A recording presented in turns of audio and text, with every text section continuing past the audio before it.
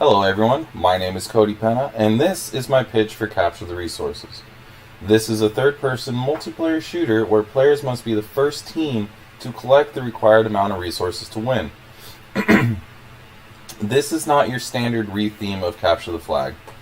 Players must collect resources from the world while defending their own home base. The resources available are limited and will not respawn.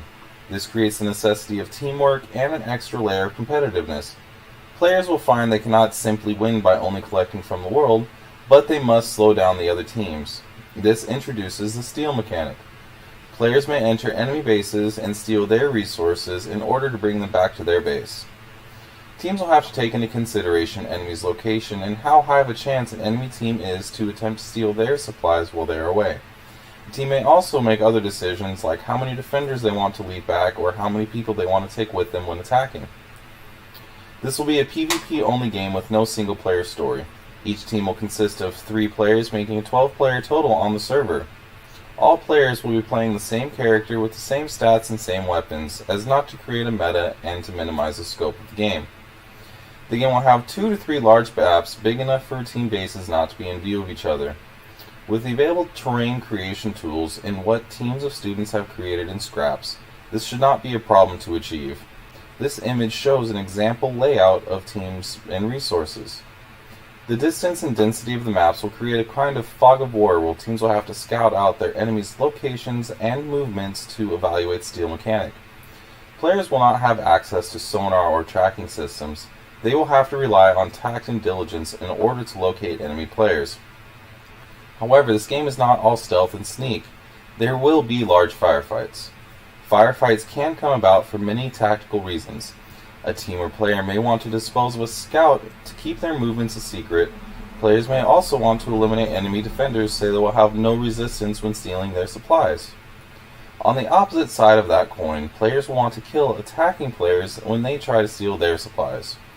Once a player is killed, there will be a respawn timer that when up, the killed player will respawn at their own base. There are a few dynamic events that will arise from gameplay.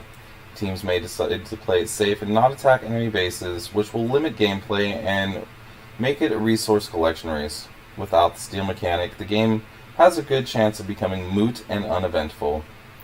There are many other dynamics that are possible, primarily regarding player tactics, different combinations of defense and offense strategies, as well as resource collection strategies. The image shown shows some of these tactics. The orange team is playing it safe and having one collector while the other 2 stays back and defends. The blue team is stealing green's resources while green is having a battle with red.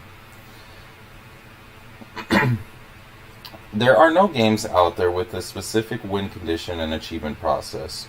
There is the classic Capture the Flag game that everyone is familiar with, and the resource collection that appears in many RPGs, but none that combine the two.